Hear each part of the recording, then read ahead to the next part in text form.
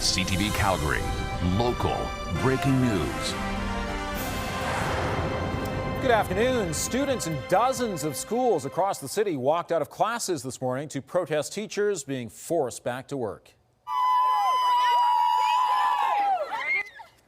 The walkouts were planned by students on social media and include both public and separate schools across the province. Students say they agree with teachers that classroom conditions are lacking. They're also worried about having lost a month of classroom instruction during the strike. But many say they stand with teachers.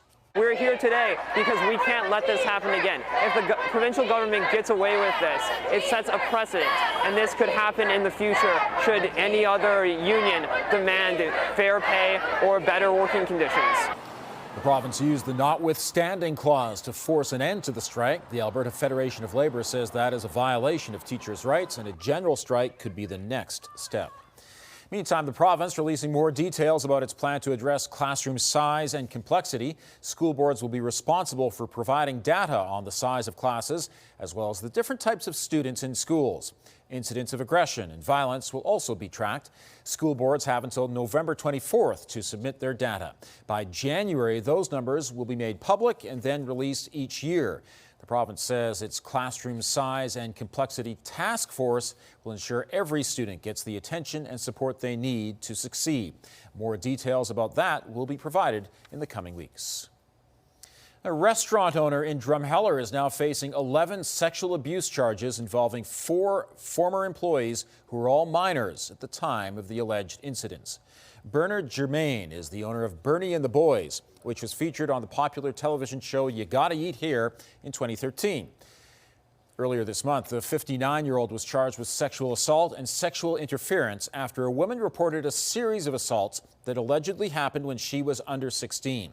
According to court documents, the accusations stem from her time at the restaurant between July 2017 and June of 2019.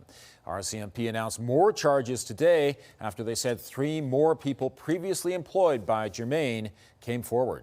They were minors at the time of the alleged offenses. I can tell you that there were 4 victims, and they all are aware of each other and they know each other. They all work together as well at roughly the same time of these allegations. Germain faces charges of sexual assault, sexual interference, and sexual exploitation. He's been released from custody and set to appear in court on November 21st.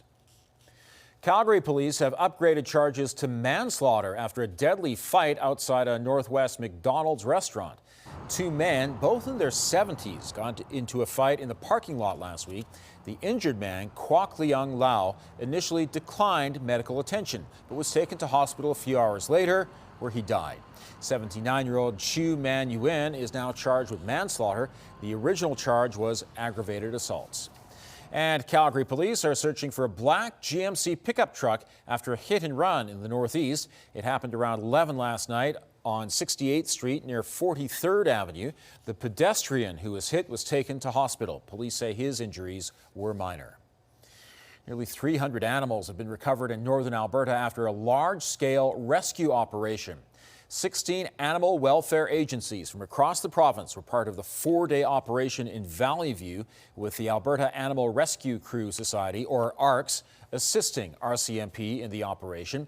290 animals were found living in extremely poor conditions, including dogs, cats, and livestock.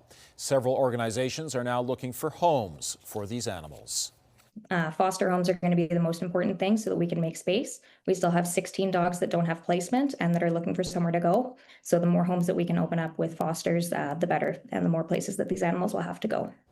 A few animals had to be euthanized on site. RCMP say charges are pending. Calgary's new mayor and councillors have been sworn in. Most are brand new to the job, including Mayor Jeremy Farkas and 10 councillors. 4 incumbents were re-elected: Jennifer Wyness in Ward 2, Raj Dhaliwal in Ward 5, Andre Chabot in Ward 10, and Dan McLean in Ward 13.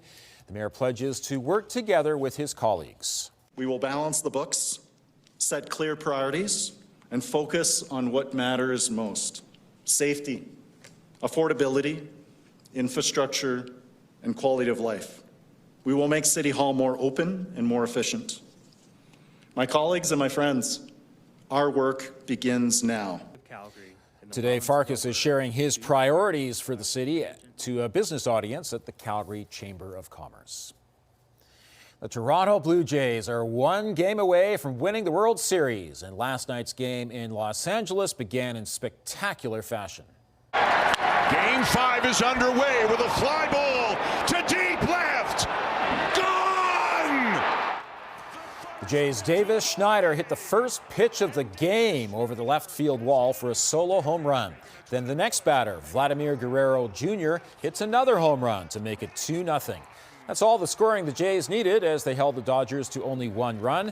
Pitcher Trey Yesavage recorded 12 strikeouts, the most ever for a rookie in a World Series game.